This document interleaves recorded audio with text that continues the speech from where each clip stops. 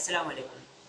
आज से हम लोग एसक्यूएल की सीरीज स्टार्ट करने जा रहे हैं। भाई एसक्यूएल के अंदर हमारे पास कुल मिला के कितने चैप्टर्स हैं?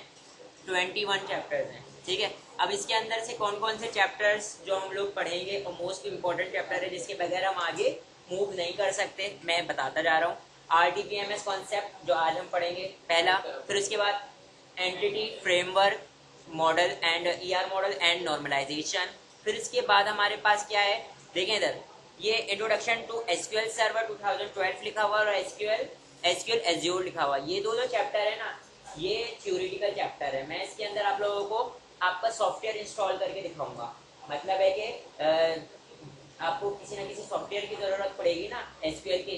एसक्यूएल क्या है, हमारे पास सॉफ्टवेयर है, तो मैं आपको इंस्टॉल करके दिखाऊंगा ताकि आप लोग इसको इंस्टॉल कर पाओ अपने पीसी में। ठीक है, तो इसके अलावा फिर मेरे पास चैप्टर नंबर 5 ट्रांजैक्ट एसक्यूएल पढ़ेंगे, 6 create and managing database, 7 create table accessing data, 8 advance queries and joins, 9 chapter पढ़ेंगे। फिर उसके बाद 10 यूजिंग व्यू स्टोर प्रोसीजर, ये पढ़ेंगे।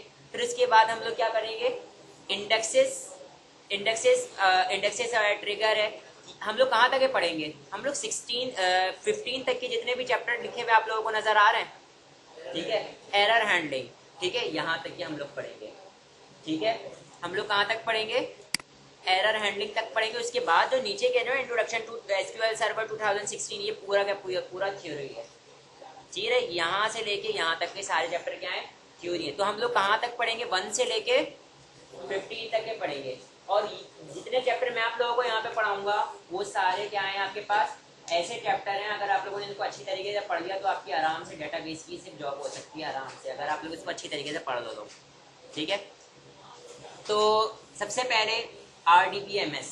ठीक है, RDBMS में हमारे पास हर सेशन से पहले क्या लिखा हुआ है, कुछ ना कुछ टारगेट लिखा हुआ है कि भाई इस चैप्टर के टारगेट कह रहा हूँ, सॉरी क्या कहते हैं उसको, समरी, वो लिखा हुआ है, ऑब्जेक्टिव्स लिखे हुए कि इस चैप्टर में हम लोग क्या क्या पढ़ने जा रहे हैं, तो इस चैप्टर में भी क्या क्या पढ़ने जा रहे हैं, सारी चीजें लिस्ट डाउन हुई हैं। ठीक है, तो स्टार्ट करते हैं। यहाँ पे हम लोग इंट्रोडक्शन इन्होंने जो दिया है वो कुछ यूं है। मैं यहाँ से जो है ना सिर्फ हेडिंग देख रहा हूँ, बाकी चीजें मैं आप लोगों को डिस्क्राइब करता जा रहा हूँ, क्योंकि उसकी वजह ये है कि शुरू में जो हम लोग कोई भी चीज बुक स्टार्ट करो या कुछ भी स्टार्ट करो, उससे पहले थोड़ी बहुत थ्योरी होती है। ठीक है जी, उसके बारे में जानने के लिए। ठीक है, तो स्टार्ट करते हैं। अब किसी ऑर्गेनाइजेशन में अगर मैं आप लोगों को बात करूं,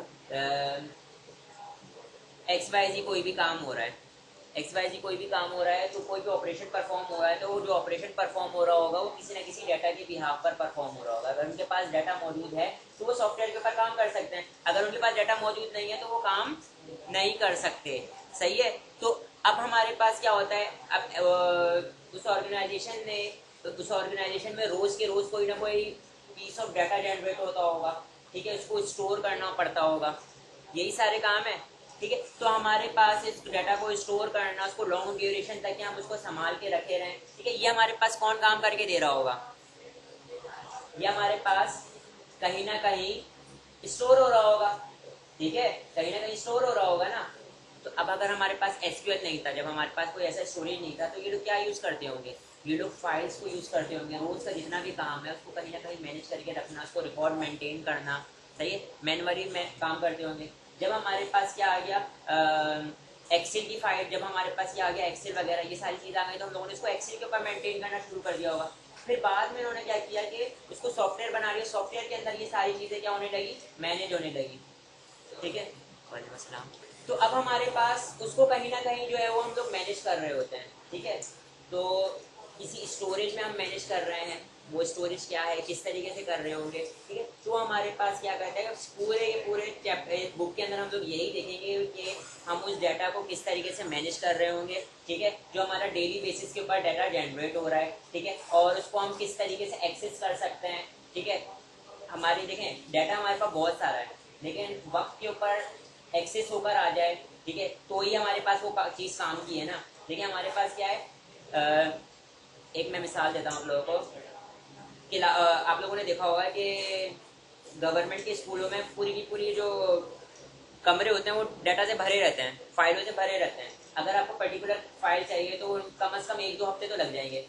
ठीक है, लेकिन अगर वो कहीं सॉफ्टवेयर में मेंटेन हुई भी हो ये सारी चीज़ें, तो वो 1 क्लिक के ऊपर आपके पास अवेलेबल हो सकती है। ठीक ठीक है जी। तो चीजें बहुत सारी, इंफॉर्मेशन बहुत सारी, लेकिन वो वक्त पर काम आ जाए तो वो अच्छी चीज है। ठीक है, तो हम लोग इस सॉफ्टवेयर के अंदर ये सारी चीजों को देखने होंगे कि किस तरीके से हमने डेटा को कैरी करना है, डेटा को किस तरीके से मैनेज करना है, ये सारी चीजें। ठीक है, अब तो इसकी इंट्रोडक्शन होगी। अब मैंने आप लोगों को डेटा एंड डेटाबेस के बारे में बता दिया। डेटा क्या है? Raw material. ठीक है, रॉ मटेरियल डेटा कहलाता है। इंफॉर्मेशन में कब कब तब्दील हो जाता है? जब वो यूजफुल डाटा बन जाए, मतलब जिस चीज की आपको जरूरत है, फिर वो हमारे पास इंफॉर्मेशन में कन्वर्ट हो जाती है। अब डेटाबेस क्या है? डेटाबेस मैंने आपको क्या बताया था? Database is the collection of a data, collection of a data, जहां पे मेरे पास फॉर एग्जांपल अगर मैं फोन बुक की बात करूं, अगर फोन बुक की बात करूं तो इसके अंदर कलेक्शन ऑफ नंबर्स हैं, तो मेरे पास क्या आएगा? डेटाबेस है। ठीक है, जहां पे मेरे पास किसी भी किस्म का डाटा का कलेक्शन हो, वो मेरे पास क्या कहलाता है? डेटाबेस कहलाता है। ठीक है, यहाँ पे इन्होंने एग्जांपल दी हुई है, database is the collection of a data, some like the things of a database as an organized mechanism that has the capability of storing information. This information can be retrieved by the user in an efficient and effective manner. अब इन्होंने क्या कहा कि database हमारे पास क्या है? Collection of data तो है, लेकिन ये क्या कर रहा होता है? डाटा को एक तरीके से अपने पास मेंटेन करके रख रहा होता है, सही है, ताकि आपको वो वक्त पर आपका डाटा जल्दी से प्रोवाइड कर दे। आपकी अलमारी है, आपकी अलमारी के अंदर आपने प्रॉपर वे में अगर डाटा को मैनेज करके रखा हुआ है, मतलब है उसको रॉ रॉ वाइज सारा काम किया हुआ है, प्रॉपर तरीके से, जहाँ पे जीन्स रखनी चाहिए वहाँ पे जीन्स रखी हुई है, सही है, सारी चीज़ें प्रॉपर तरीके से रखी हुई। तो अब आपको कोई चीज़ चाहिए होगी तो आप इजीली उसको गेट कर लोगे। ठीक है, तो ऑर्गेनाइज फॉर्म में रखा हुआ है। डेटाबेस में हमारे पास क्या होता है? कलेक्शन तो है, लेकिन ऑर्गेनाइज कलेक्शन है, जहाँ पे आप इसको इजीली गेट कर लेते हो। लेकिन अगर आप यही करो, सारे कपड़ों को गोल किया और इसके अंदर भर दिया, अब आपको अलमारी में भर दिया, आपको पर्टिकुलर कपड़ा चाहिए तो आप क्या करोगे? यूं यूं कर रहे होगे, सारे कपड़े पीछे बैठ पर जा रहे होंगे। ठीक है जी, बात क्लियर है? तो डेटाबेस में हमारे पास क्या होता है? वो डाटा जो होता है वो क्या होता है? ऑर्गेनाइज फॉर्म में मेंटेन हुआ होता है, जिसको आप इजीली गेट कर लेते हो। जैसे कि आप फोन बुक की इन्होंने एग्जांपल दी थी, फोन बुक में सारा उन्होंने सॉर्ट करके रखा हुआ है, डाटा है, सारा नंबर को उन्होंने सॉर्ट करके रखा हुआ। आप एक नंबर, फॉर एग्जाम्पल आप अली के डाटा को ढूंढना, तो आपने सारी सी बात है ए के सेक्शन में जाओगे, सारे ए से रिलेवेंट सारी चीजें आपको मिल जाएंगी। सॉर्ट हुआ हुआ है, पूरा मैनेज करके डाटा को क्या किया हुआ है? स्टोर किया हुआ है। ठीक है, अच्छा, अब एक इन्होंने डेटाबेस के कॉन्सेप्ट को इन्होंने क्या किया हुआ है, इसको समझाने के लिए क्या कहा है कि भाई देखें, एक बंदा काम कर रहा है कंप्यूटर पे, ठीक है, उसका जितना भी डाटा है, बहुत सारा डाटा होगा, कहीं ना कहीं वो क्या हो रहा है? स्टोर हो रहा है। ठीक है, और वो क्या है? डेटाबेस है, जहाँ पे उसका डाटा मैनेज होकर रखा हुआ है। ठीक है, अच्छा, डेटाबेस तो अगर आप लोग पढ़ रहे हैं तो आप एक बात देख लें कि ना, इसका डेटा मैनेजमेंट, डेटा मैनेजमेंट मतलब है कि डाटा को मैनेज करने के तरीके का, सही है। इन्होंने बताया हुआ है कि दो तरीके से डाटा को जो है वो मैनेज किया जा सकता था, फाइल बेस्ड सिस्टम, और दूसरा है हमारे पास database system. File based system जो है हमारे पास वो क्या है? पुराना तरीकेकार है, पुराना तरीकेकार है, जिसके अंदर हम लोग क्या काम करते थे? हम लोग फाइलों के अंदर डाटा को स्टोर करते थे, या हम लोग क्या कर रहे होते थे? एक्सेल के फॉर्मेट में डाटा को स्टोर कर रहे होते थे। ये सारे काम हम लोग कर रहे होते थे। ठीक है, तो इससे हमारे पास नुकसान क्या होते थे? देखिए, पहली चीज रिडंडेंसी। रिडंडेंसी से मुराद क्या है? कि डुप्लीकेशन आ जाना, डुप्लीकेशन आ जाना। अगर फॉर एग्जांपल एक बंदे का एक रिकॉर्ड मौजूद है तो दूसरे बंदे का भी उसी नाम से रिकॉर्ड आ सकता है। ठीक है, कोई चेक एंड बैलेंस नहीं था। फिर उसके बाद एक्सेसिबिलिटी, इसके अंदर हर कोई इसको देख सकता था, हर कोई इसको देख सकता था। कैसे? मतलब है कि फॉर एग्जांपल या इस ऑर्गेनाइजेशन में कितने डिपार्टमेंट है? फॉर एग्जांपल 5 डिपार्टमेंट काम कर रहे हैं, 5 डिपार्टमेंट काम कर रहे हैं, और सबके लिए और एक ही एक्सेल की शीट मेंटेन हो रही है, एक ही एक्सेल की शीट मेंटेन हो रही है। कोई ऐसा काम है, फॉर एग्जांपल सबके रिकॉर्ड है, सबके एम्प्लॉय रिकॉर्ड है, तो सारे एम्प्लॉयज का रिकॉर्ड मेरे पास एक ही जगह पे मौजूद है, हर डिपार्टमेंट का एक ही जगह पे रिकॉर्ड मौजूद है। ठीक, तो अब अगर कोई एम्प्लॉय अपना रिकॉर्ड देखना चाह रहा है तो क्या होगा? वो जितने भी एम्प्लॉयज है सबका रिकॉर्ड देख रहा होगा वो, क्योंकि एक ही शीट में मेंटेन हुआ हुआ है, कोई सिक्योरिटी नहीं थी, कोई सिक्योरिटी नहीं थी। फिर सेकंड चीज हमारे पास एक और चीज ये थी कि इसका जो ड्रॉबैक बता रहा हूँ फाइल बेस का, फाइल बेस में ये था कि हमारे पास लॉन्ग ड्यूरेशन तक डाटा को स्टोर नहीं किया जा सकता था। ठीक है, अगर मेरे पास फाइल बेस की बात करूँ, अगर मेरे पास मैनुअली फाइल है ठीक है, तो वो मेरे पास क्या हो सकती हैं, गायब हो सकती हैं, ठीक है, हो सकती है, आग लग सकती है, ये सारे काम हुआ करते थे। ठीक है, तो इसमें सिक्योरिटी हमारे पास अवेलेबल नहीं थी।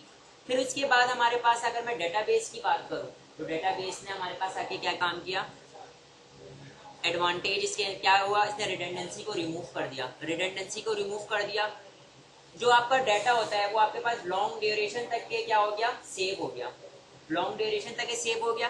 फिर उसके बाद हमारे पास क्या हुआ कि एक और चीज हो गई, एक और चीज हो गई, डाटा जो है वो किसी पर्टिकुलर जगह पे रिस्ट्रिक्ट नहीं हो गया, उसको हर जगह से एक्सेस किया जा सकता है। डेटाबेस मैनेजमेंट सिस्टम जो इतना ज़्यादा फेमस हुआ है, उसकी एक वजह ये कि वो सिक्योर है। सिक्योर कैसे है कि इसको हर कोई एक्सेस नहीं कर सकता। ठीक है, जिसके पास क्या होगा, एक्सेसिबिलिटी होगी, जिसके पास क्रेडेंशियल्स होंगे वही इसको एक्सेस कर पाएगा।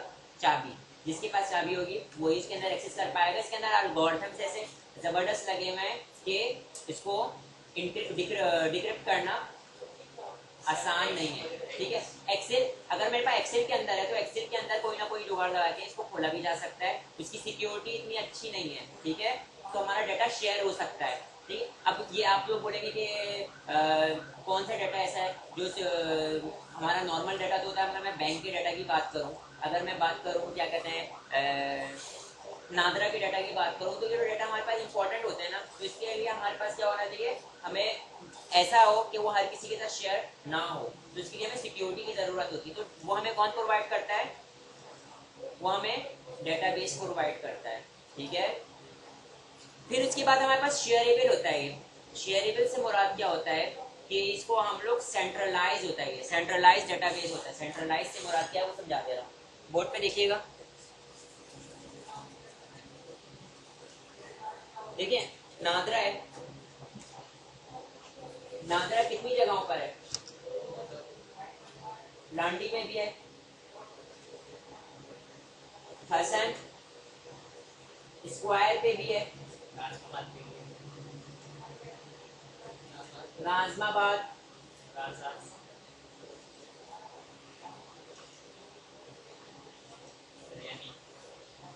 बस एक आध जगह और लिख देता हूँ, क्या हो गया,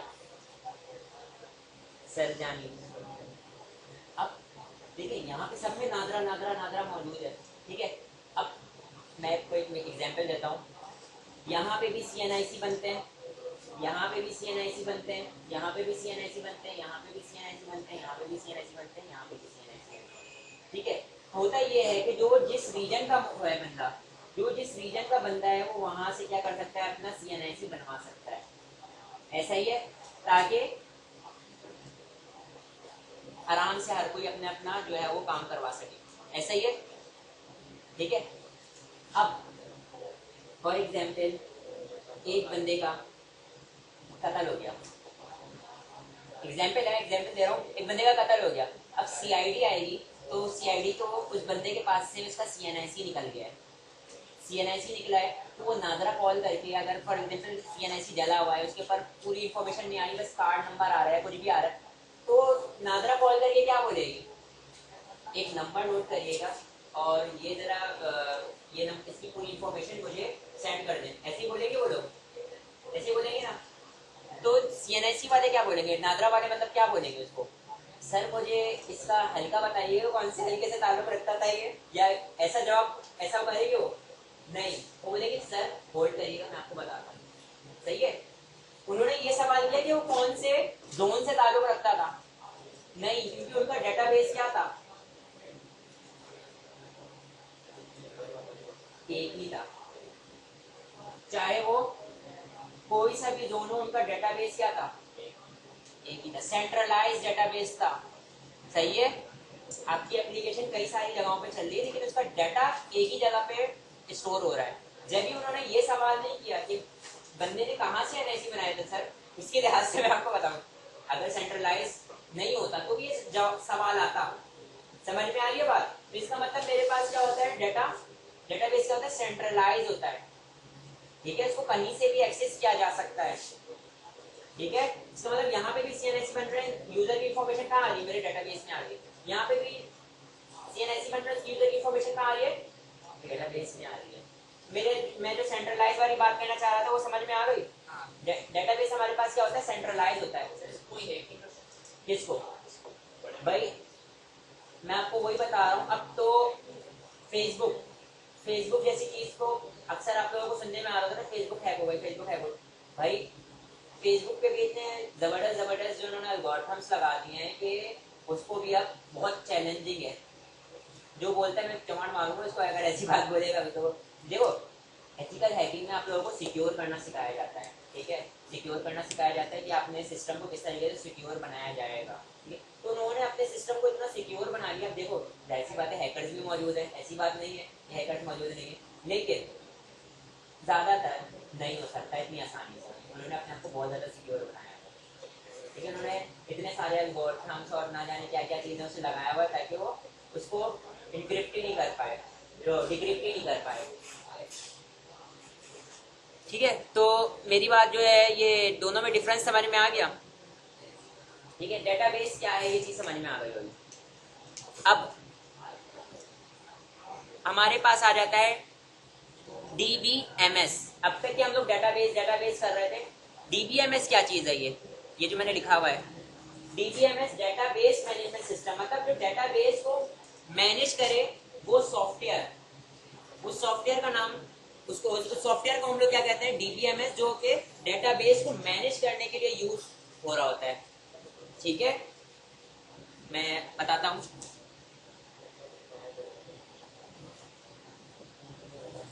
DBMS क्या होता है, सॉफ्टवेयर होता है जो क्या कर रहा होता है, डेटा बेस को मैनेज कर रहा होता है, ठीक है। फॉर एग्जाम्पल SQL सर्वर, हमारे पास DBMS है, ठीक है। DBMS है ना, माई सीक्वल,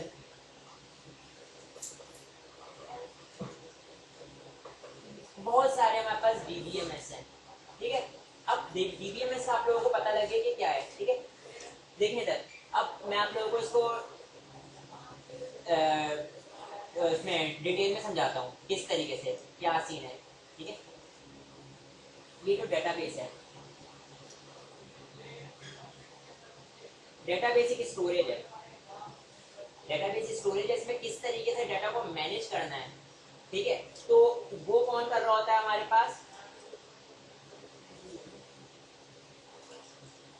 DBMS का सॉफ्टवेयर। तो इसका मतलब ये हमारे पास क्या होता है, कंट्रोल रूम होता है, जहां पर खड़े होकर हम लोग क्या कर रहे होते हैं, डेटाबेस को कंट्रोल कर रहे होते हैं, सही है। कौन सा डेटाबेस में कुछ भी चाहिए वो लेकर आ रहे हैं, डेटाबेस से बातचीत कर रहे हैं। किसके थ्रू कर रहे हैं हम डेटाबेस से बातचीत, इस सॉफ्टवेयर के थ्रू, सही है। तो जितनी भी सिक्योरिटी वगैरह है वो किसके ऊपर अप्लाई हुई होगी, इसमें से होके गुजरेगा ना बंदा, कोई भी DBMS से होके गुजरेगा। तो DBMS हमारे पास क्या है, वो सिक्योर सिस्टम है, वो सिर्फ सॉफ्टवेयर है, ठीक है, जो हमारे डेटाबेस को सिक्योर बना रहा है, ठीक है। और उसको आसानी से क्या कर रहा है, एक्सेस कर रहे हैं, उसके थ्रू हम बातचीत कर पा रहे हैं, कंट्रोल कर रहे हैं पूरी की पूरी बिल्डिंग को। फॉर एग्जाम्पल आपकी एक बिल्डिंग है, बिल्डिंग रिपोर्ट है, रिपोर्ट क्या है, मेरे पास एक पूरा का पूरा डाटा है, ठीक है। उसको मैं कंट्रोल कर रहा हूँ, कहाँ से, कंट्रोल रूम से कंट्रोल कर रहा हूँ ना। तो DBMS मेरे पास वो कंट्रोल रूम है, जहाँ से मैं पूरे के पूरे डेटाबेस को कंट्रोल कर रहा हूँ, ठीक है। अच्छा, अब मैं आप लोगों को, ये आप लोगों ने लिख लिया होगा, मैं यहाँ पर आता हूँ, एक डायग्राम भी बताता हूँ, देखें। SQL के बाद तीसरा पॉइंट क्या लिखा था आपने, SQL लॉ कुछ भी लिख दो, अभी बताऊंगा, डिटेल से बताऊंगा। देखिए सर, एप्लीकेशन के ना हमारे पास 3 हिस्से होते हैं, हमारी एप्लीकेशन के 3 हिस्से होते हैं। ये मेरे पास क्या है, वेबसाइट, यूजर जो वेबसाइट नजर आ रही है, ठीक है। यहाँ पे यूजर ने क्या किया,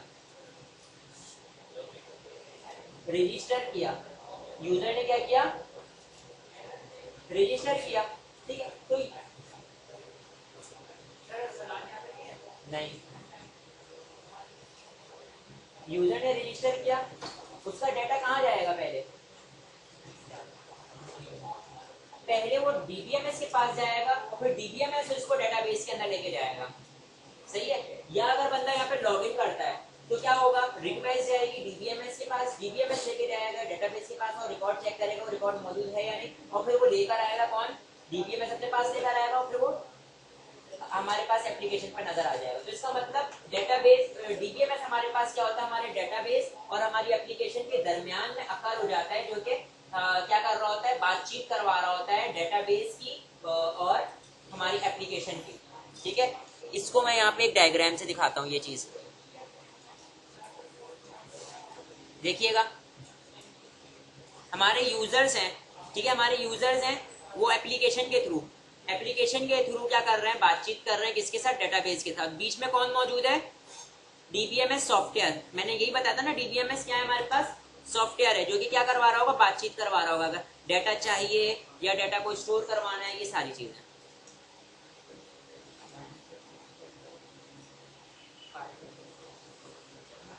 अब यहाँ पर मैं आप लोगों को बता रहा हूँ कि एसक्यूएल जो इसका नाम है, एसक्यूएल जो है वो क्या है।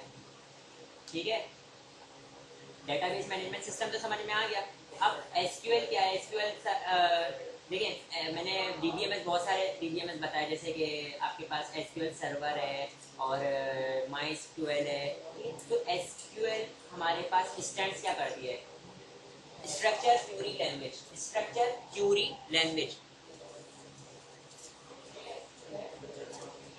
डीबीएमएस पे जो मैं कमांड्स लिख रहा होता हूँ, कोई ना कोई ऐसी लैंग्वेज को यूज कर रहा हूँ, ठीक है, कोई ना कोई ऐसी चीज यूज कर रहा हूँ ना, जो कि मैं सॉफ्टवेयर के ऊपर काम करने के लिए कोई ना कोई कमांड की जरूरत है।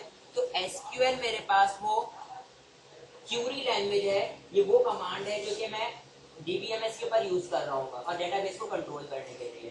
ठीक है,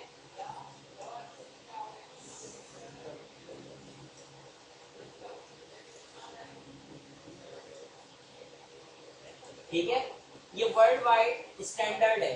ठीक है, तो हमारे पास क्या है? ये स्ट्रक्चर क्यूरी लैंग्वेज, ये वो जबान होगी जो कि मैं क्या कर रहा हूँ? डीबीएमएस सॉफ्टवेयर के ऊपर यूज कर रहा हूँ अपने डेटाबेस को मेंटेन करने के लिए। सही है,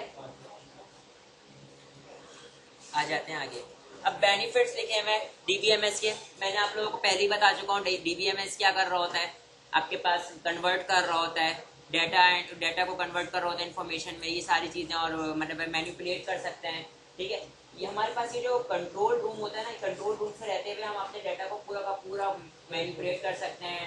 डेटाबेस के अंदर डाटा को मैनेज कर सकते हैं। कोई डाटा निकाल के लेकर आना है, निकाल के लेकर आ जाएंगे, कोई डाटा रिमूव करना है, रिमूव कर सकते हैं, ये सारी चीजें।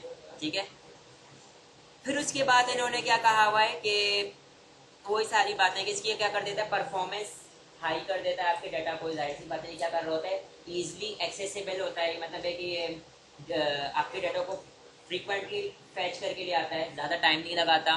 ठीक है, डाटा रिकवरी इसके अंदर अच्छी होती है, डाटा सिक्योरिटी प्रोवाइड कर रहा होता है। ठीक है, ये सारे काम करके दे रहा होता है कौन? हमारे पास DBMS. Multi user access control. Multi user से मुराद क्या है कि इसके अंदर हम लोग क्या काम कर सकते हैं कि एक से ज़्यादा यूज़र्स भी मैं इसके अंदर कंट्रोल दे सकता हूँ कि एक से ज़्यादा यूज़र अगर इसको इस्तेमाल करना चाहे हमारे डेटाबेस को, तो वो भी इस्तेमाल कर सकते हैं। अच्छा, अब हमारे पास आ जाता है डेटाबेस मॉडल। डेटाबेस मॉडल क्या होता है? ये हमारे पास के जो हमारा डीबीएमएस है ना, वो किस आर्किटेक्चर को फॉलो कर रहा है, मतलब वो किस तरीके का बना हुआ है। ये मतलब वो जो डाटा को स्टोर कर रहा है ना, वो किस तरीके से स्टोर कर रहा है, ये हमारे पास डाटा मॉडल डिफाइन करता है।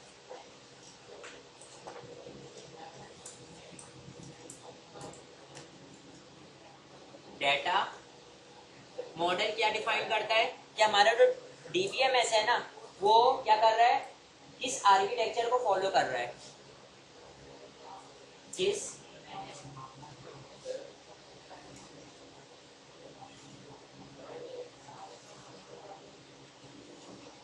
फॉलो कर रहा है डाटा को स्टोर करने के लिए। ठीक है, तो हमारे पास कई सारे तरीके के मॉडल्स मौजूद हैं। ठीक है, पहला मॉडल हमारे पास दिया हुआ है फ्लैट फाइल डेटाबेस। मतलब ये है कि एक ही फाइल होती थी, जैसे एक्सेल की फाइल अगर मैं करूँ उसके अंदर ही सारा का सारा रिकॉर्ड मेंटेन होता था। ठीक है, तो ये हमारे पास क्या होता था, फ्लैट फाइल डेटा मॉडल होता था। ठीक है, तो नुकसान था इसमें, डाटा रिडंडेंसी हो रही होती थी। देखें इधर रिपीटेड डाटा आ रहा है। ठीक है, फिर उसके बाद हमारे पास हायरार्किकल डाटा मॉडल आया। हायरार्किकल डाटा मॉडल में हमारे पास क्या होता था कि हमारे जितने भी टेबल्स होते थे वो हम अपना जितना भी डाटा आता था वो किसकी फॉर्म में स्टोर कर रहे होते थे, फ्लैट फाइल। फिर उसके बाद हमारे पास आ गया हायरार्किकल में हम लोग क्या करते थे, सारा देखें टेबल के फॉर्मेट में डाटा को स्टोर कर रहे होते थे। टेबल के फॉर्मेट में डाटा को स्टोर कर रहे होते थे, लेकिन किस तरीके से डाटा को स्टोर कर रहे होते थे, जैसे कि ये है ना हमारे पास डिपार्टमेंट की डाटा स्टोर करना है। हमने डिपार्टमेंट का कोई भी डाटा है तो हमने डिपार्टमेंट का टेबल बना लिया। ठीक है, डिपार्टमेंट का टेबल बना लिया, डिपार्टमेंट का सारा रिकॉर्ड आ गया। ठीक है, अब हमारे पास क्या होता था कि देखिए इधर, अब मेरे पास अगर मैंने डिपार्टमेंट के अंदर मजीद कोई हायरार्की को शो करना है, फॉर एग्जांपल मैंने डिपार्टमेंट के अंदर काम कर क्या चल रहा है, डिपार्टमेंट के अंदर प्रोजेक्ट चल रहा है, या मेरे पास डिपार्टमेंट के अंदर क्या चल रहा है, एम्प्लॉयज काम चल रहा है। ठीक है, तो मैं क्या करूँगा कि वो जो टेबल है, टेबल का रिलेशन होना चाहिए, क्या होना चाहिए उसके साथ, हायरार्किकल होना चाहिए, मतलब ट्री की फॉर्मेट में होना चाहिए। सही है, अब अगर मेरे पास ये होता कि फॉर एग्जांपल मैं ये बोलता कि कौन से एम्प्लॉयज कौन से प्रोजेक्ट के अंदर इन्वॉल्व हुए मैं, देखो अभी तो ये है ना कि कौन सा प्रोजेक्ट कौन से डिपार्टमेंट में चल रहा है। अगर मैं इसको रीड करूँ तो इसी तरीके से होगा ना, देखिए जो बना हुआ है, कौन सा प्रोजेक्ट कौन से डिपार्टमेंट में चल रहा है, कौन से एम्प्लॉयज कौन से डिपार्टमेंट में मौजूद है। अगर मैं इसको रीड करूँ तो ये जिस तरीके से बना हुआ है, अगर मैं ये देखना चाहूँ कि कौन से एम्प्लॉयज कौन से प्रोजेक्ट में मौजूद हैं, तो ये तो पॉसिबल नहीं है ना इसके अंदर। सही है, तो मतलब है कि हमारे पास जितने भी टेबल होते थे उनके दरमियान में अगर मैंने कोई रिलेशन बनाना है, मतलब आप दो चीजों का आपस में ताल्लुक बनेगा, तो वो कैसे बनता था, in the form of a tree बनता था, उसके अलावा नहीं बन सकता था। सही है, मिसाल के तौर पे मैंने अभी बताया ना, जैसे डिपार्टमेंट का एक देखें, डिपार्टमेंट का मैंने अगर रिकॉर्ड स्टोर करवाना है, डिपार्टमेंट का मैंने रिकॉर्ड स्टोर करवा दिया, इसके अलावा मैंने डिपार्टमेंट के अंदर चलने वाले प्रोजेक्ट का भी रिकॉर्ड स्टोर करवा दिया, उसके अलावा मैंने एम्प्लॉयज का भी रिकॉर्ड स्टोर करवा दिया, लेकिन दोनों के दोनों क्या है, हायरार्किकल है। अब अगर मेरे को इस तरीके का रिकॉर्ड चाहिए कि कौन से प्रोजेक्ट में कौन से एम्प्लॉय मौजूद है, तो ये पॉसिबल नहीं था। सही है, ऐसा पॉसिबल नहीं था ना इसमें हायरार्किकल में। सही है, ये हो सकता था कि इसके सब प्रोजेक्ट कौन कौन से हैं। ठीक है, ऐसा हो सकता था, ये मैं इसमें मालूम कर सकता कौन से फॉर एग्जांपल परमानेंट एम्प्लॉय हैं, टेम्पररी एम्प्लॉय हैं, इस तरीके से हम लोग क्या कर सकते थे इसको और मजीद हायरार्की में ले जा सकते थे। लेकिन ऐसी इंफॉर्मेशन चाहिए कौन से प्रोजेक्ट में कौन सा एम्प्लॉय मौजूद है, तो वो पता लग जाएगा। हाँ, तो अब ये मेरे पास नहीं पता लग सकता था, क्योंकि ये क्या था, हमारे पास हायरार्किकल था। ठीक है, तो इसका ये ड्रॉबैक था। सही है, तो अब हमारे पास दूसरा क्या कौन सा आ गया, सर ये आपने क्या लिखा है, इस achievement hierarchical data model architecture पहले देख लेना। हाँ, अच्छा, फिर उसके बाद हमारे पास क्या आ गया, नेटवर्क डेटा मॉडल।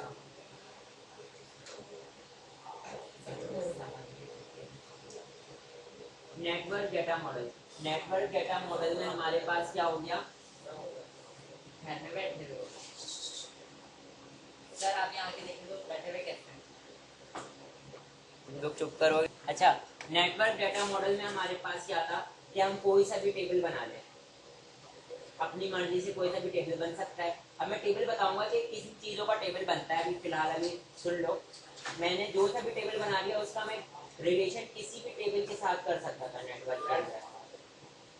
ठीक है, किसी भी चीज के साथ इन्होंने क्या दे दिया कि रिलेशन आप कर सकते हैं, तो हम हायरार्किकल वाली जो ड्रॉबैक था वो यहाँ पे फुलफिल हो गया।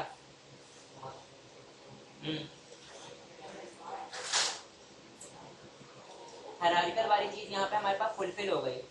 ठीक है, लेकिन ये कितना कॉम्प्लेक्स हो गया, ये इसका रिलेशन में इसके साथ भी बना इसका रिलेशन मैंने इसके साथ बना दिया। ठीक है, और इसका रिलेशन मैंने इसके साथ भी बना दिया। ठीक है, तो मतलब है कि अपनी मर्जी से कोई भी टेबल का किसी भी चीज के साथ रिलेशन बना सकते थे, ठीक है। तो ये हमारे पास अगर इसके ऊपर हम मजीद स्टडी करें तो हमारे पास क्या होता था कि ये जब हम काम करने बैठते थे तो इसके ऊपर हमारे पास पूरा डाटा एकदम कॉम्प्लेक्स हो जाता था, जैसे कि आपको यहाँ पे नजर भी आ रहा है, ठीक है। एक कॉम्प्लेक्स सिचुएशन बन जाती थी।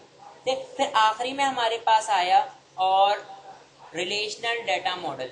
रिलेशनल डाटा मॉडल में हमारे पास क्या हुआ, यही रिलेशनल डाटा मॉडल हमारे पास यूज हो रहा होता है। देखें ये जितने भी मैंने तीन बताए ना, तीन डाटा मॉडल हमारे पास क्या थे, तीनों के तीनों पुराने तरीके कार थे। अब हमारे पास क्या यूज हो रहा है, रिलेशनल डाटा मॉडल यूज हो रहा है, ठीक है। और जो डीबीएमएस इस मॉडल को फॉलो करता है उसको हम लोग क्या कहते हैं,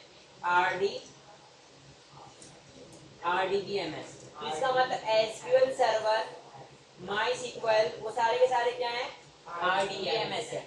अच्छा, रिलेशनल डाटा मॉडल भी हमारे पास क्या कर रहा होता है, टेबल के फॉर्मेट में डाटा को स्टोर कर रहा होता है। किस फॉर्मेट में, टेबल के फॉर्मेट में डाटा को स्टोर कर रहा होता है। लेकिन ये टेबल के दरमियान में जो रिलेशन बनाता है ना, वो किस तरीके से बनाता है वो मैं आप लोगों को बता देता हूँ, ठीक है।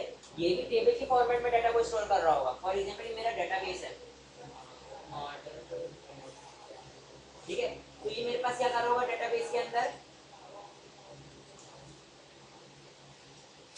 टेबल के फॉर्मेट में डाटा को स्टोर कर रहा होगा, ठीक है।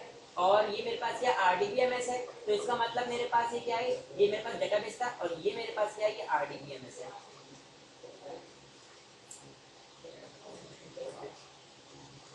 यहाँ पे हमारे पास क्या है, वो दरवाजा है। हम यहाँ पे क्या करेंगे, मतलब है कि यहाँ पे मैं ऑथेंटिक पर्सन इसको क्या कर सकता है, एक्सेस कर सकता है, ठीक है। बजाय हमारे सामने क्या हुआ है कि डेटाबेस में ये टेबल के फॉर्मेट में स्टोर कर रहा है। अब वो उसको किस भी तरीके से स्टोर करे वो हमारा मैटर नहीं है। अब टेबल के दरमियान में रिलेशन क्या है, वो जो है इस हमारे जो डेटा मॉडल है उसके अंदर इम्पोर्टेंट है कि हम टेबल के दरमियान में जो रिलेशन दे रहे होते हैं ना, ठीक है, वो हमारे लिए इम्पोर्टेंट है, ठीक है।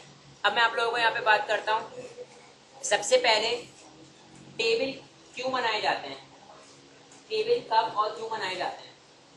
एप्लीकेशन के अंदर जिस चीज का रिकॉर्ड मैंने मेंटेन करना है उसके लिए टेबल बना देते हैं, ठीक है। जितने भी हमारे पास नाउन चीज होती है जिसकी इंफॉर्मेशन मैंने डेटाबेस में स्टोर करवानी है, ठीक है। फॉर एग्जाम्पल स्टूडेंट्स, इसकी इंफॉर्मेशन मैंने स्टोर करवानी है, इसका टेबल बना लूंगा। टीचर, इसका टेबल बना लूंगा। एम्प्लॉय, टेबल बना लूंगा। प्रोजेक्ट, टेबल बना लूंगा। डिपार्टमेंट, प्रोजेक्ट बना लूंगा, टेबल बना लूंगा, ठीक है। अब एक टेबल के अंदर हमारे पास क्या होते हैं, रॉज एंड कॉलम, ठीक है। एक टेबल में हमारे पास क्या होते हैं, रॉज एंड कॉलम, ठीक है। अब हमारे पास टेबल के अंदर जो हमारे पास रॉज एंड कॉलम होते हैं, तो इसके अंदर जो रॉज होती हैं, रूट्स के अंदर रॉज होती हैं, वो किसको रिप्रेजेंट कर रही होती हैं, लाइंस को, देन कॉलम, वर्टिकल। जो रॉज होती है हमारे पास वो हॉरिजॉन्टल होती हैं, और जो हमारे पास कॉलम होते हैं वो क्या होते हैं, वर्टिकल होते हैं, ठीक है। अभी मैं बताता हूँ ये रॉज एंड मैंने कॉलम को मैंने क्यों जिक्र किया है, ठीक है। फॉर एग्जाम्पल मैंने यहाँ पर देखे बेटा, इस बात को समझाने के लिए मैंने बोर्ड का यूज करना पड़ेगा, क्योंकि ये एग्जाम्पल जो है वो आपको घुमा देगी।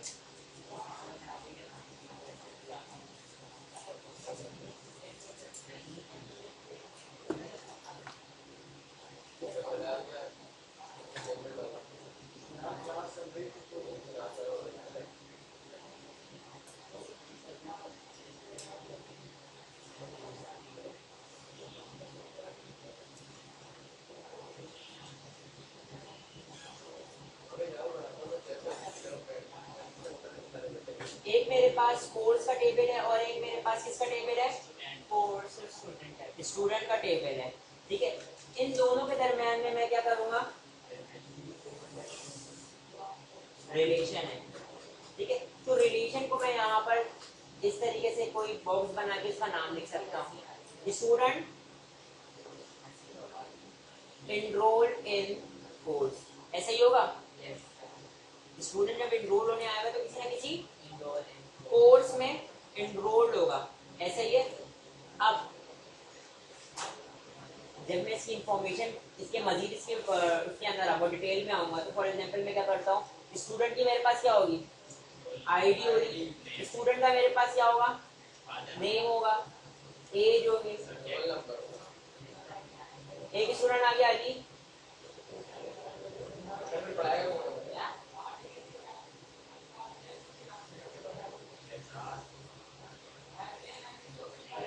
ठीक है। ये मेरे पास स्टूडेंट का रिकॉर्ड है, स्टूडेंट का रिकॉर्ड है। और ये मेरे पास किसका रिकॉर्ड है, कोर्स का। कोर्स को आईडी देंगे, कोर्स की भी कोई ना कोई आईडी होगी। फॉर एग्जांपल एसक्यूएल, एचटीएमएल, ये सारे हमारे पास कोर्स हैं, ठीक है। तो मैंने दोनों के दरमियान में रिलेशन बनाया है, दोनों के दरमियान में रिलेशन बनाया, तो होगा ये कि मैं यहाँ पे बता सकता हूँ, देखें सर, कोर्स तो मेरे पास 15-16 कोर्सेज होंगे, ऐसा ही होगा। और बच्चे कितने हो सकते हैं मेरे पास, 10,000 हो सकते हैं, 5,000 हो सकते हैं। तो हम लोग जब रिलेशन बनाते हैं, तो हम लोग देखें सर, हम लोग जब रिलेशन बनाते हैं तो हम लोग क्या करते हैं, एक कॉलम को उठाकर दूसरे टेबल के अंदर ले आते हैं, ठीक है। जिसके अंदर कम डाटा होता है ना, उसके कॉलम को उठाकर हम लोग कहाँ ले आते हैं, जिसमें ज्यादा डाटा होता है। फॉर एग्जांपल मैं यहाँ पे बोल देता हूँ कोर्स आईडी बताओ, ठीक है। तो यहाँ पर मेरे पास क्या होगा, अली इनरोल्ड है किसके अंदर, एसक्यूएल के अंदर, ठीक है। इसी तरीके से अली कहाँ एनरोल्ड है, शहजाद भी किसमें एनरोल्ड है, एसक्यूएल के अंदर। और एचटीएमएल में कौन एनरोल्ड है। अब अगर मेरे पास यहाँ पे एक और रिकॉर्ड आता है,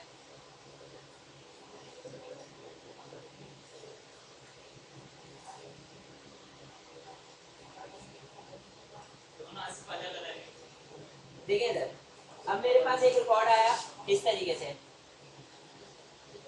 क्या मेरे पास क्या है, अली भी किसमें एनरोल्ड है, एसक्यूएल पढ़ रहे हैं, शहजाद भी मेरे पास क्या पढ़ रहे हैं, एसक्यूएल पढ़ रहे हैं, और आसिफ मेरे पास क्या पढ़ रहा है, आसिफ मेरे पास एचटीएमएल भी पढ़ रहा है, और आसिफ मेरे पास एसक्यूएल में भी एनरोल हुआ है, वो दो जगह एनरोल हुआ है, ठीक है। तो मेरे पास क्या हो गया, ये डाटा रिडंडेंट नहीं हुआ, डाटा रिडंडेंट नहीं हुआ, बल्कि मेरे पास क्या हो गया कि देखिए सर, अगर मैं ये रिलेशन ऐसा नहीं बनाता, दोनों के दरमियान में रिलेशन नहीं बनता, इस तरीके का रिलेशन नहीं बनता, इस तरीके का रिलेशन नहीं बनता, तो होता ये कि मेरे पास ये वाला कॉलम जो है यहाँ पर नहीं आया होता, ये वाला कॉलम यहाँ पर नहीं आया हुआ होता, ठीक है।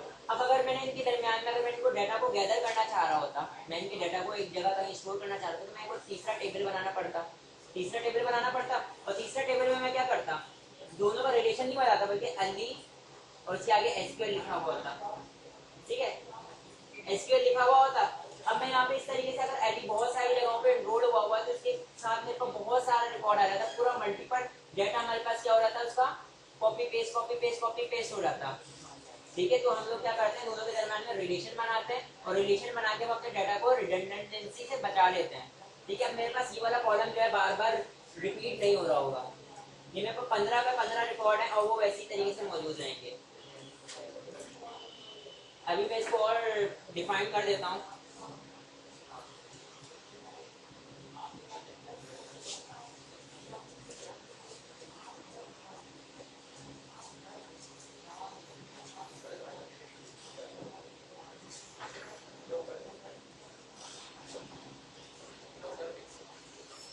जरा देखिएगा, मेरे पास एक टेबल था स्टूडेंट का, एक टेबल था मेरे पास स्टूडेंट का, जहाँ पे मेरे पास स्टूडेंट के रोल नंबर मौजूद है और स्टूडेंट के नेम मौजूद है। एक टेबल है मेरे पास मार्क्स का, ठीक है। तो यहाँ पे मेरे पास क्या हुआ है, रोल नंबर लिखे हुए और मार्क्स लिखे हुए, दो टेबल अलग अलग मौजूद है, एक में मार्क्स का डाटा मौजूद है और एक मेरे पास स्टूडेंट का डाटा मौजूद है। तो मैंने यहाँ पे क्या किया, अगर मैंने दोनों के डाटा को गैदर करना चाह रहा हूँ, तो किस तरीके से गैदर हो सकता है, ठीक है। यहाँ पे मैं बोल रहा हूँ, तो 2 का मार्क्स है, रोल नंबर 2 है, उसका नेम क्या है, जॉन है, देखो रोल नंबर 2 का नाम क्या है, जॉन है, और उसके मार्क्स कितने हैं, 87, ठीक है। तो अब देखें, अगर मेरे दो टेबल के दरमियान में रिलेशन होगा, तो मैं उनका क्या कर सकता हूँ, उनके डाटा को उठा सकता हूँ। देखो दोनों टेबल के दरमियान में हम लोग रिलेशन क्यों बनाते हैं, ताकि मैं क्या कर सकूँ, उनका मिला हुआ डाटा उठा सकूं। जैसे मैंने अभी डाटा उठा रहा था, अली कौन से कोर्स में एनरोल हुआ है, ठीक है, अली कौन से कोर्स में एनरोल हुआ है। इस तरीके से मैं क्या कर सकता हूँ, हम लोग इनके डाटा को, गैदर हुआ हुआ डाटा को हम इजीली उठा सकें, जिसको हम लोग देखें, अगर मैं ये सारी इन्फॉर्मेशन एक ही जगह पे स्टोर करूंगा तो मेरे पास क्या हो जाएगा, गिच पिच हो जाएगा।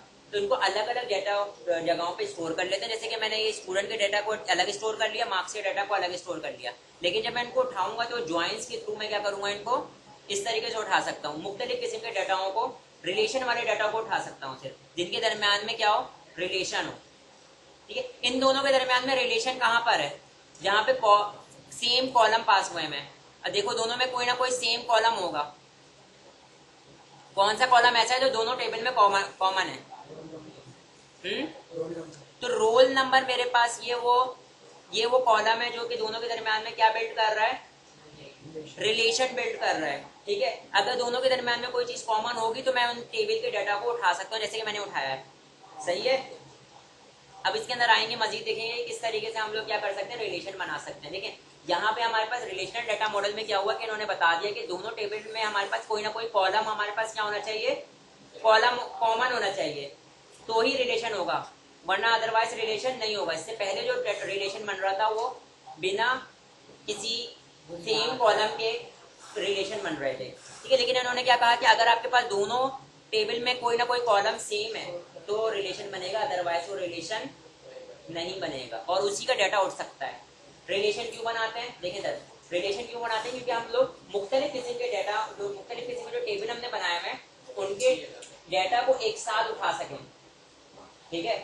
फॉर एग्जाम्पल एम्प्लॉय का रिकॉर्ड मेरे पास मौजूद है, एम्प्लॉय का कह रहा हूँ, सॉरी, मेरे पास कस्टमर का रिकॉर्ड मौजूद है, और एक जगह पर मेरे पास क्या मौजूद है, अकाउंट्स का रिकॉर्ड मौजूद है, ठीक है, अकाउंट्स का रिकॉर्ड मौजूद है, या कस्टमर का एम्प्लॉय का ले लें, ठीक है। तो मैं बोल रहा हूँ भाई ये कस्टमर ने, ठीक है, ये इस कस्टमर का जो है हमारे पास क्या हो गया, इतना अकाउंट जो है वो रिमेन है, ठीक है।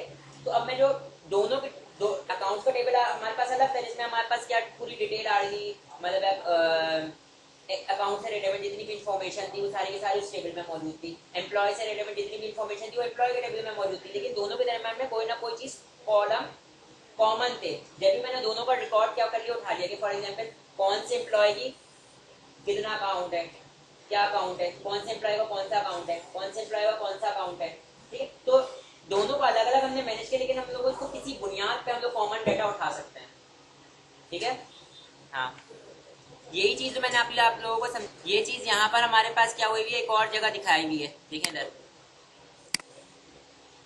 ऑर्डर, दो टेबल बने हुए, एक ऑर्डर और एक ऑर्डर डिटेल का, ठीक है।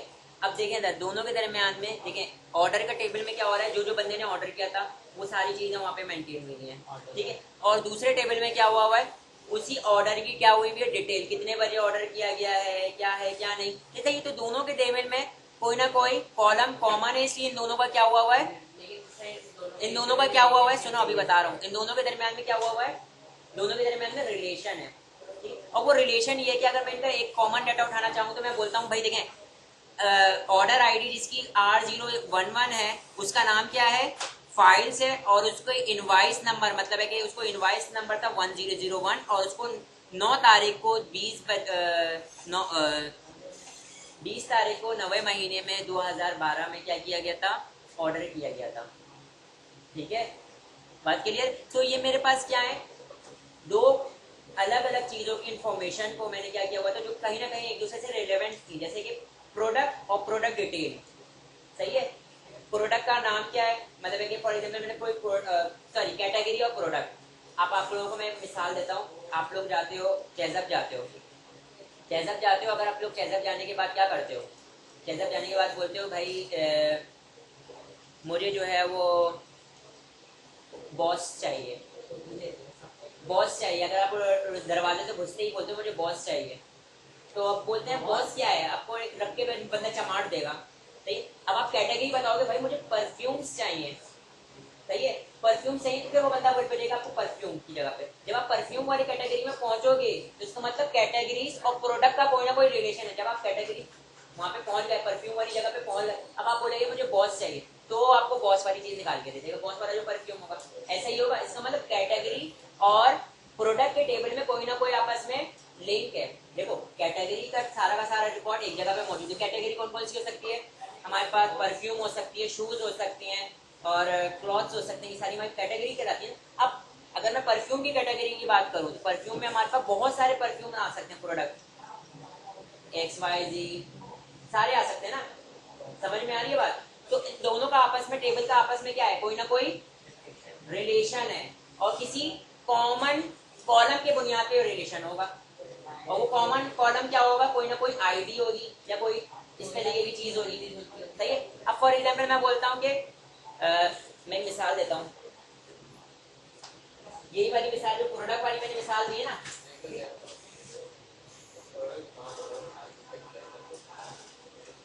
1 2 3 4, पहला मेरे पास कैटेगरी क्या थी? Soap, perfume, cloth, watch. ये मेरे पास क्या था? कैटेगरी का टेबल था। ये मेरे पास क्या है?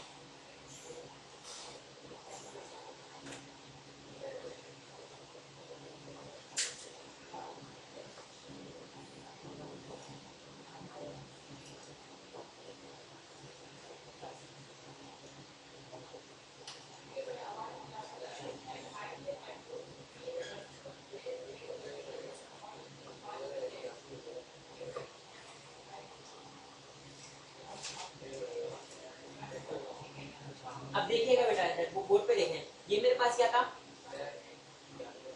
प्रोडक्ट था। जब भी कोई प्रोडक्ट स्टोर कर रहे होते हैं तो हम लोग बताते हैं कि भाई प्रोडक्ट कौन सी कैटेगरी से ताल्लुक रखता है। तो इसका मतलब मैंने यहाँ पे बताना पड़ेगा कि कौन सी कैटेगरी से ये लक्स जो है, कौन सी कैटेगरी का प्रोडक्ट है। तो इसका मतलब ये वाला कॉलम यहाँ पर क्या हुआ है? कॉमन है। ये वाला कॉलम यहाँ पर क्या है? कॉमन है। तो इसका मतलब यहाँ पे इन दोनों के दरम्यान में कोई ना कोई रिलेशन है और वो किसकी बुनियाद पर? सेम कॉलम के बुनियाद पे बना हुआ है। मतलब ये कि कॉलम हमारे पास ये देखिए सर, ये किससे ताल्लुक रखता है? लक्स। इसका मतलब ये, और ये जो बॉस है किससे ताल्लुक रखता है? ये और ये सेकंड कैटेगरी से ताल्लुक रखता है, सही है। बात की तो इन दोनों में ये जो ये चीजें क्या है, ये दोनों कॉलम क्या है? कॉमन है। तो इन दोनों के दरमियान क्या हुआ? रिलेशन हुआ है, ठीक है। अब अगर कोई क्या करता है, फॉर एग्जाम्पल कोई सोप को कैटेगरी को क्या मालूम करना चाह रहा है, अगर सिर्फ और सिर्फ ये जितने भी सोप है वो सारे के सारे आ जाए, सही, जितने भी सोप है तो वो सारे के सारे आ जाए, तो यहाँ पे क्या करेगा? ये वाले टेबल पे वो क्या करेगा? यहाँ पर सोप की आईडी क्या है? 1। तो 1 आईडी वाले जितने भी होंगे सारे के सारे डेटा आ जाएंगे। फॉर एग्जाम्पल 1 में आ जाएगा लक्स, और क्या था? लक्स ही आएगा। फिलहाल मेरे रिकॉर्ड के मुताबिक क्या है? लक्स मौजूद है, तो लक्स आ जाएगा, ठीक है। तो दोनों के दरमियान में कोई ना कोई, टेबल के दरमियान में किसी कॉमन कॉलम के बिना पर रिलेशन होता है, सही है। और अगर कॉमन कॉलम नहीं होंगे तो दोनों के दरमियान में रिलेशन नहीं होगा, सही है। और इस किस्म के रिलेशन को हम लोग क्या करते हैं? जो इस किस्म के रिलेशन के ऊपर काम कर रहा होता है आर्किटेक्चर, उसको हम लोग क्या कर रहे होते हैं? Relational database management system, RDBMS, ठीक है। और हमारा SQL सर्वर क्या है? वो RDBMS है, जो कि इस किस्म के रिलेशन पे वर्क कर रहा होता है, जिसके अंदर हमारे पास दो टेबल के दरमियान में किसी कॉमन कॉलम के बिना पर रिलेशन होता है, ठीक है। अब देखें इधर, अब अगर मैंने यहाँ पे क्या कर रहा होता, देखें यही चीज मैंने अगर किसी एक टेबल के अंदर स्टोर करवा रहा होता, एक टेबल में स्टोर करवा रहा होता, तो क्या होता? मेरा डाटा बहुत ज्यादा क्या होता? रिपीट हो रहा होता। किस तरीके से रिपीट हो रहा होता? फॉर एग्जाम्पल ये रिकॉर्ड है,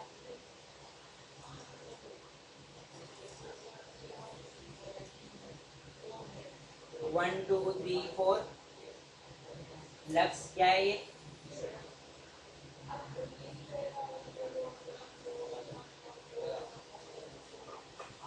और क्या है?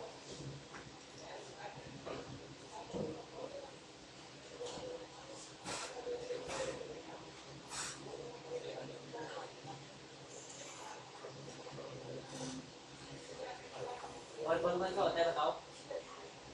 तो आता भी क्या है ये? सोप के नाम बताओ ना। सेकंड नंबर पे ऐसा लग रहा है टॉयलेट पिकअप। लिख दिया। डव, लक्स, पमोलिव, बहुत सारे।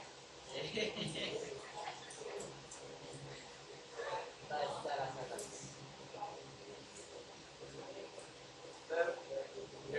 अब ये मेरे पास क्या हो रहा है, देखिए ये मेरे पास मैनुअली जो मेरे को पास करना पड़ रहा है ना बार बार, ठीक है। तो अगर मेरे पास दोनों के टेबल में दरम्यान का रिलेशन होगा ना, ठीक है, तो ये क्या होता रहेगा। फॉर एग्जाम्पल अगर मेरे पास 20,000 क्या है, 20,000 अगर मेरे पास क्या है ये सोप मौजूद, सॉरी 100 सोप है, तो मेरे पास कॉलम फजूल में चलता चला जा रहा है। इसमें मैंने बार बार क्या करना पड़ेगा, कॉलम लिखना पड़ेगा। लेकिन अगर मैंने यहाँ पे रिलेशन बनाया हुआ होगा तो हम लोग क्या कर रहे होंगे, दोनों के दरम्यान में रिलेशन होगा तो ये आईडी खुद ब खुद उठकर आ जाएगी। बस मैंने यहाँ पे सिलेक्ट करना पड़ेगा, आईडी खुद ब खुद उठकर आ रही होगी और मेरे पास दोनों के दरम्यान में क्या होगा, रिलेशन बना हुआ होगा और आराम से डाटा फैच हो रहा होगा, ठीक है। यहाँ पे मेरे पास क्या हो रहा है, डाटा बार बार रिपीट हो रहा है, रिडंडेंट हो रहा है। डाटा क्या हो रहा है, रिडंडेंट हो रहा है, सही है। तो रिपीट जो इस किस्म के जो रिपीटेशंस होते हैं इसको खत्म करने के लिए हम लोग क्या बना देते हैं। यहाँ पे तो मैंने बहुत लिमिटेड इन्फॉर्मेशन को लिया हुआ है ना, अगर मेरे पास और ज्यादा इन्फॉर्मेशन होती तो वो भी मेरे पास क्या हो रही थी, रिपीट हो रही होती, ठीक है। अभी हम इसको जाहिर सी बात है आगे जब इसको देखेंगे तो मैं आप लोगों को बताऊंगा कि और इसके क्या ड्रॉबैक थे, सही है। ये सारी चीजें मैंने आपको क्या बताना चाह रहा हूँ, रिलेशन बताया अभी तो मैंने, ठीक है। अब आ जाए कहाँ पर, ट्रम्स एंड हमारे पास मैं बता देता हूँ कि डीबीएमएस के अंदर जो टर्म्स यूज हो रही होती हैं हम उनको क्या पढ़ रहे होते हैं, ये सारी चीजें, ठीक है। तो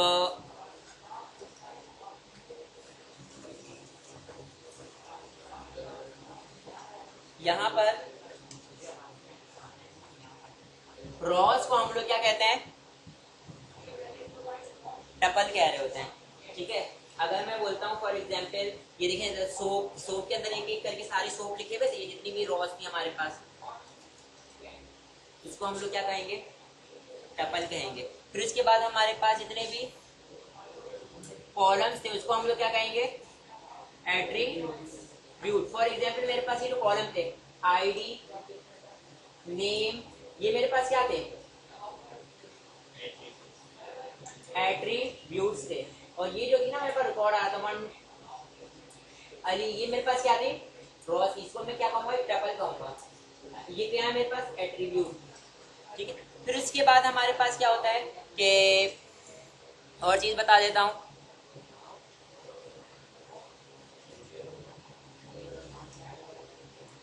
ये रहा,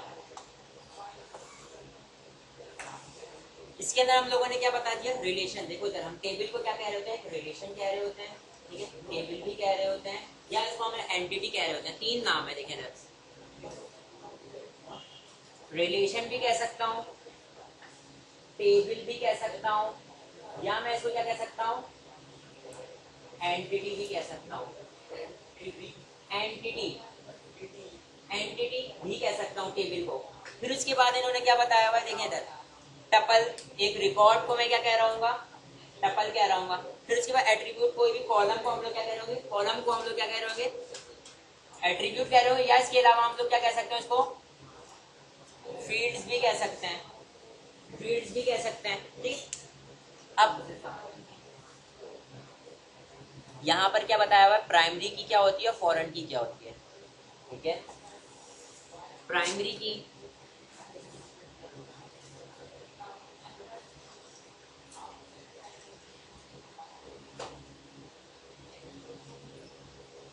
ये हमारा आगे का टॉपिक है, ये हमारे पास क्या है, आगे का टॉपिक है। लेकिन मैं आपको बता दे रहा हूँ कि ये बहुत इंपॉर्टेंट है, इसको बस अपने पास लिख लें अगर लिखना चाहें। यहाँ पे इन्होंने डेफिनेशन दी हुई है, सही है, लेकिन मैं इसको यहाँ पे डिस्क्राइब नहीं करूँगा, ठीक। उसकी वजह ये है कि हमारे पास ये क्या हो रहा होता है, ये दोनों जो है ना, ये एक तरीके की क्रेडेंशियल्स होती हैं। क्या होती है, ये आपके पास क्या होता है, किसी भी कॉलम के ऊपर क्या कर देता हूँ मैं, अगर अप्लाई कर दूंगा तो उसका बिहेवियर यूनिक बन जाता है, मतलब उसका बिहेवियर चेंज हो जाता है, ठीक है। अब जब इसके ऊपर आएंगे तो इसके ऊपर देखेंगे किस तरीके से किसी कॉलम का बिहेवियर को ये लोग चेंज कर रहे होंगे, ठीक है। तो ये अपने पास नोट करने हैं बस, सही है। तो हम लोगों ने क्या कर लिया, इसके बारे में जान लिया क्या है क्या नहीं, ठीक है। अब आगे बढ़ जाते हैं।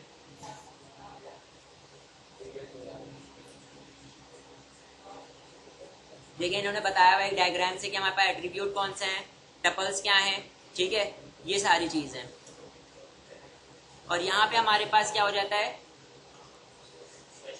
सेशन एंड हो जाता है। लेकिन ये इसके अंदर हमारे पास डीबीएमएस और आरडीबीएमएस का जो रिलेशन ये आपने पढ़ना है, ठीक है।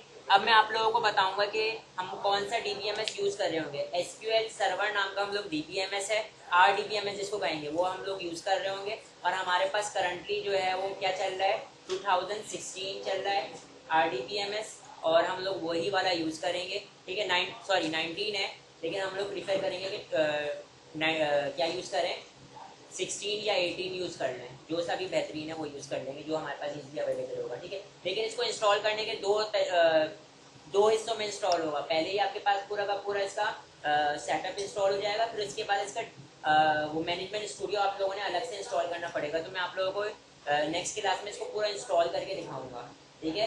तो मैंने एक पीसी के अंदर इसको इंस्टॉलेशन नहीं करवाई है, ताकि मैं इसको इंस्टॉल करके आप लोगों को दिखाऊँ, ठीक है। तो आप लोगों ने नेक्स्ट क्लास में आप लोगों ने क्या करना है, यूएसबी लेकर आना है, ताकि आप लोग यहाँ से नेटवर्क से डाटा एसक्यूएल सर्वर को ले जा सको, ठीक है। अच्छा, अगर आप लोगों के पास क्या है, विंडोज 10 है, अगर आप लोगों के पास विंडोज 10 है तो आप लोग कौन सा यूज़ करें, एसक्यूएल सर्वर 16, 18 या 19 जो सा भी यूज़ कर सकते हैं। लेकिन अगर आप लोगों के पास पुरानी विंडो है, 2007 है, तो आप लोग क्या चने बेचो फिर।